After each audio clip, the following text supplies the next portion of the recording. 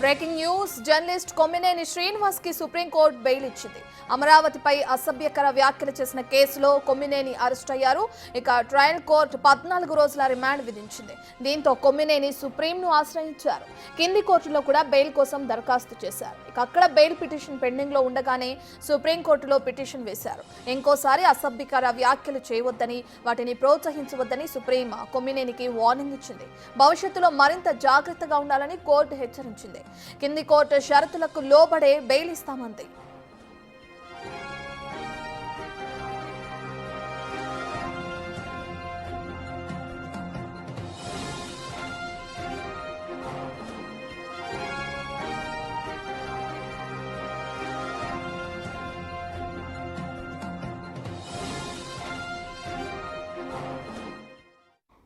ఇదే అంశానికి సంబంధించిన పూర్తి డీటెయిల్స్ అందించడానికి మా ప్రతినిధి శివ అందుబాటులో ఉన్నారు. శివ, జర్నలిస్ట్ కొమ్మినేని శ్రీనివాస్ కి సుప్రీంకోర్టులో బెయిల్ మంజూరు అవడం మనం చూస్తున్నాం. దీనికి సంబంధించిన డీటెయిల్స్ ఏ విధంగా ఉన్నాయి?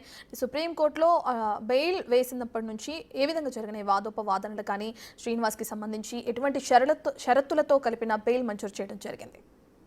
అట్లా మొత్తం మీద చూసుకుంటే కనుక జర్నలిస్ట్ ఎడిటర్ కొమ్మినేని శ్రీనివాస్ కు సుప్రీంకోర్టు ఎట్టకేలకు బెయిల్ వచ్చిన పరిస్థితి కనిపిస్తోంది. అయితే వాక్ స్వాతంత్రాన్ని రక్షించాలని చెప్పి సుప్రీంకోర్టు ఆదేశాలు జారీ చేసింది. నవీనంతరం మాత్రం అరెస్ట్ చేస్తారని చెప్పి కూడా సుప్రీంకోర్టు ఆగ్రహం వ్యక్తం చేసింది. శ్రీనివాస్ అరెస్ట్ అక్రమం అని దాఖలైన పిటిషన్ పై సుప్రీంకోర్టులో విచారణ జరిగింది. విచారణ జరిగిన జస్టిస్ పీకే మిశ్రా, జస్టిస్ మన్మోహన్ పూర్తి స్థాయిలో కూడా విచారణ చేపట్టారు.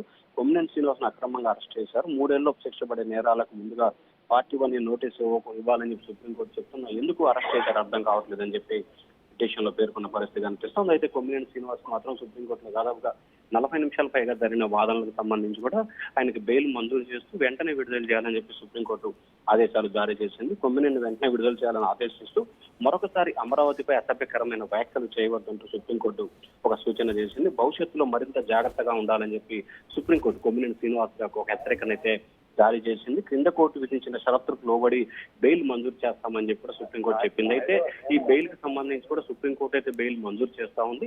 కానీ ఏదైతే ట్రయల్ కోర్టు, మంగళగిరి ట్రయల్ కోర్టుకు సంబంధించి బెయిల్ పిటిషన్ కి సంబంధించి కండిషన్స్ విషయానికి సంబంధించి కానీ లేదా మిగిలిన అంశాలకు సంబంధించి కూడా పూర్తి స్థాయిలో ఆ కోర్టు పరిధిలో ఉంటాయని చెప్పి కూడా సుప్రీంకోర్టు తన తీర్పులో వెలువరించింది. రత్న రైట్ శివ, ప్రధానంగా కొమ్మినేనికి బెయిల్ రావటం మనం చూస్తున్నాం. ఇందులో భాగంగా అసలు కోర్టు ఏ బేస్ మీద ఆయనకి బెయిల్ మంజూరు చేసింది అనుకోవచ్చు, అండ్ విడుదల చేయాలని ఆదేశించింది, ఆయన ఏ సమయానికి విడుదలయ్యే అవకాశం కనిపిస్తుంది?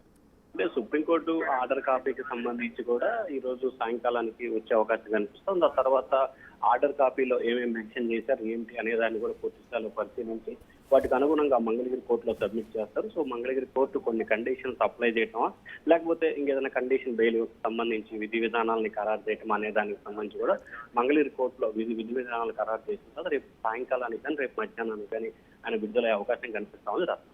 Right, thank you Shiva.